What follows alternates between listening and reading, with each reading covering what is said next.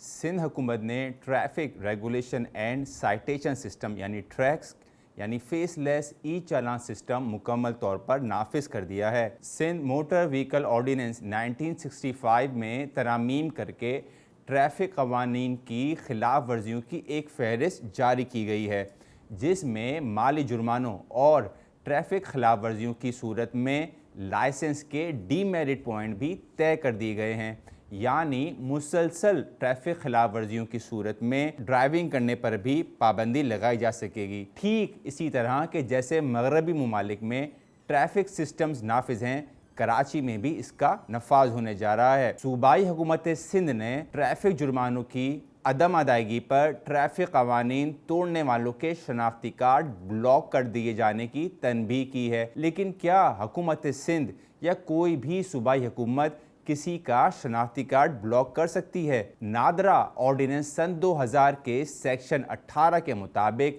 CNIC یا شناختی card وفاقی حکومت کی ملکیت ہے، جو صرف وفاقی حکومت کی ایما پر ہی کینسل کیا جا سکتا ہے۔ سندھ ہائی کورٹ کے ایک فیصلے کے مطابق نادرا آرڈیننس میں شناختی کارڈ بلاکنگ کا کوئی لفظ سرے سے موجود ہی نہیں۔ وفاقی حکومت شناختی کارڈ کا قبضہ واپس لے سکتی ہے یا شناختی کارڈ کینسل کر سکتی ہے یا اس کے استعمال پر پابندی بھی لگا سکتی ہے، اور یہ سب معاملات صرف دھوکہ دہی سے شناختی کارڈ حاصل کرنے پر یا عدالتی احکامات کی صورت میں ہی لاگو ہوتے ہیں، اور یہ معاملہ صوبائی حکومت کے دائرہ کار سے بالکل باہر ہے۔ انسانی حقوق کمیشن پاکستان کی ممبر مہناز رحمان کے مطابق پاکستان کے آرٹیکل 70 سے 73 انسانی شناخت اور انسانی رجسٹریشن جیسے موضوعات پر فیڈرل لیجسلیٹو لسٹ میں شامل ہیں، اور اس پر صرف پارلیمنٹ ہی قانون سازی کر سکتی ہے، لیکن عدالتی فیصلوں سے یہ بھی سامنے آیا ہے کہ وفاقی حکومت بھی کسی ٹھوس مواد اور مروجہ طریقہ کار سے گزر کر ہی کسی کے شناختی کارڈ پر کوئی فیصلہ کر سکتی ہے۔ یہ اور بات ہے کہ وفاقی حکومت یا ریاستی اداروں کی جانب سے لوگوں کے شناختی کارڈ، پاسپورٹ بلاک کرنا، کینسل کرنا یا بیرون ملک سفر کرنے سے روکنا بھی سیاسی مخالفین اور انسانی حقوق کے کارکنوں پر استعمال کیا جا رہا ہے۔ کراچی میں محفوظ ٹریفک کو یقینی بنانے کے لیے ایک طویل المیعاد شہری منصوبہ بندی کی ضرورت ہے، جبکہ ہمارے یہاں شہری منصوبہ بندی کی جگہ سیاسی طاقت اور ووٹ بینک کے حصول کی منصوبہ بندی کی جاتی ہے۔ ٹریفک قوانین کو وصولی یا ریونیو جنریشن کے بجائے محفوظ سفر کو یقینی بنانے کے لیے نافذ کرنا چاہیے۔ موٹر سائیکل جرمانوں کی مالیت 5,000 روپے سے 25,000 روپے کرنا، کار جرمانوں کی مالیت 10,000 روپے سے 50,000 روپے کرنا،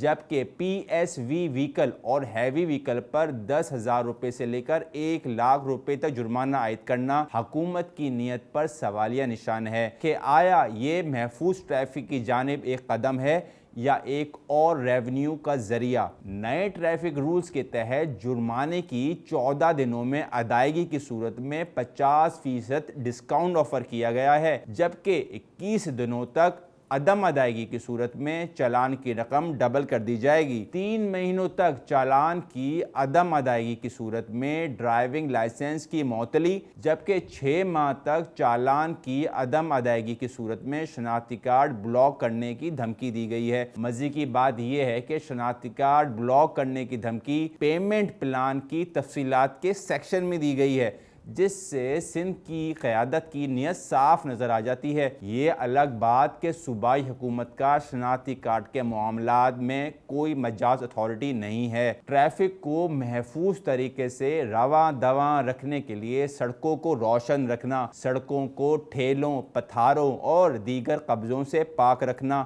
صوبائی حکومت کی پالیسی نہیں۔ اسی طرح محفوظ سفر کے لیے سڑکوں کو پیدل چلنے والوں اور سڑک عبور کرنے والوں کے لیے آسان بنانا، سڑکوں پر پارکنگ کروانے کے بجائے متبادل پارکنگ کا انتظام کرنا، سڑکوں کو گڑھوں، گٹر، تعمیراتی سامان، کچرے، پتھر، مٹی، ریت اور دیگر رکاوٹوں سے پاک کرنا، سڑکوں کو ہموار اور بارش کے پانی کی نکاسی کے لیے تعمیر کرنا، traffic lights, zebra crossing, bus stop, رکشہ سٹاپ کا تعین اور نگرانی رکھنا بھی صوبائی حکومت کے پالیسی معاملات سے باہر ہے۔ مزید یہ کہ VVIP یا دیگر پروٹوکول سے شہر کو پاک کرنا، اسپیڈ کیمروں اور ٹریفک لائٹ کیمروں سے کام لینا، حادثات کے مواقع پر ٹراما و ایمرجنسی پروٹوکول اور سہولیات فراہم کرنا، ہیوی ٹریفک بس منی بس کی مطلوبہ فٹنس پر عمل درآمد کرانا سب سے لازمی ترین عمل ہے، لیکن یہ سب کام ٹریفک پالیسی اور اس کے نفاذ سے مکمل غائب ہیں۔ ٹریفک قوانین کے نفاذ کے لیے قوم پرستی کے تعصبات،